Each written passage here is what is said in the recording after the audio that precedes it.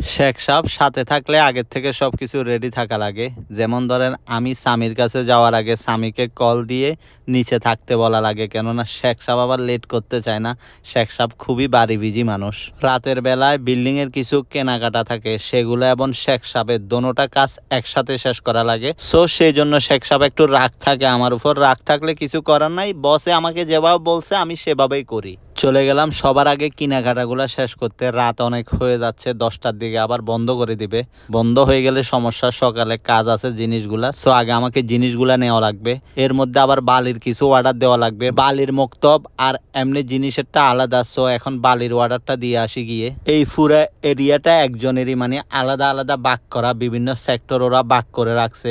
Rod, cement, বালি আলাদা। এরপরে যেগুলা পাইপ ফিটিংস বা যাবতীয় ইলেকট্রিক জিনিস যেগুলো প্রয়োজন ওগুলো আলাদা। এখানে একটা কথা বলে রাখি, আজকের ভিডিওটা 2 দিনের। এর আগে যে ভিডিওটা দেখছেন সেটা একদিন আগের। ওই দিন খুব কম জিনিস ছিল, শেখ সাহেবের সাথে ছিলাম, তারপরেও শেখ সাহেব রাগ করে ফেলছে, মানে ও খুব গরম। সো পরের দিন আমার কাজ আরো বেশি ছিল, অনেকগুলো কারেন্টের তার লাগতো।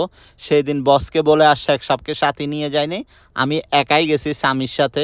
কেননা অনেকগুলা তার, অনেক সময় লাগবে, সবগুলো বুঝে নেওয়া লাগবে, আবার ওগুলা বিল্ডিং এ গিয়ে নামানো লাগবে। সো সময় তো যথেষ্ট লাগবে, সেই জন্য আর শেখ সাহেবকে নিয়ে নেই। অর্ডার দিয়ে চলে আসলাম স্বামীকে নিয়ে গোডাউনে তারগুলা রিসিভ করার জন্য।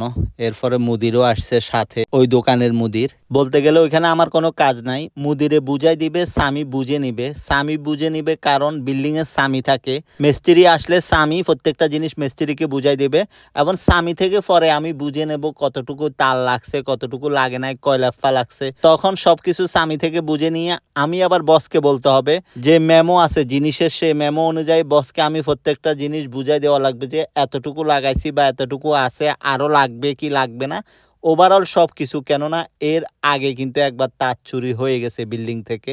সো এখানে বসের অনেক টাকা লস হয়ে যাচ্ছে, মোটামুটি 30,000 রিয়ালের মতো। সো সেই জন্য এখন যা করতেছে সবকিছু সতর্কভাবে করা লাগতেছে। এটা একটা দায়বদ্ধতা, উনি টাকা দিচ্ছে আমাকে এবং জিনিসগুলো আমি কিনতেছি, ভালো কিনতেছি নাকি খারাপ কিনতেছি সেটাও আমার উপর। এরপরে বিল্ডিং এ ফসাই দেওয়া, কাজ করা, সবকিছু আমার উপর। সো এটা অনেক বড় একটা দায়িত্ব। এখন না, শুধু অনেক আগের থেকে আমি এগুলো পালন করে আসতেছি আমার বসের। গোডাউন থেকে বুঝে নিয়ে আবার চলে যাচ্ছি দোকানে। দোকান থেকে মেন যে মেমোটা সেটা নেওয়া লাগবে। মেমো এটা নেওয়ার পরে আবার বসে দেখতে হবে, মেমোটা মিলাইতে হবে সবকিছু ঠিকঠাক আছে কিনা। অনেক সময় গোডাউনে ভুল করে ফেলে, লেখে একটা দিয়ে দেয় আরেকটা। ওদেরও অনেক সময় লস হয়ে যায়, আবার আমাদেরও লস হয়ে যায়। তো সেই জন্য ভালোভাবে দেখে নেওয়া ভালো, দোনোজনের যেন সবকিছু ঠিকঠাক থাকে। ওরও কেন লস হইতো, আমার লস হইলে তো অনেক সমস্যা, কারণ আমাকে আবার সেটা বুঝাই দেওয়া লাগবে আমার বসকে। সবকিছু শেষ করে চলে আসলাম বিল্ডিং এ। এখন দোনোজন এগুলা নামাচ্ছি। এখন থেকে স্বামী যতদিন পর্যন্ত এই তারগুলা শেষ না হয় কোথাও যাইতে পারবে না, ওকে সবসময় বিল্ডিং এ থাকতে হবে।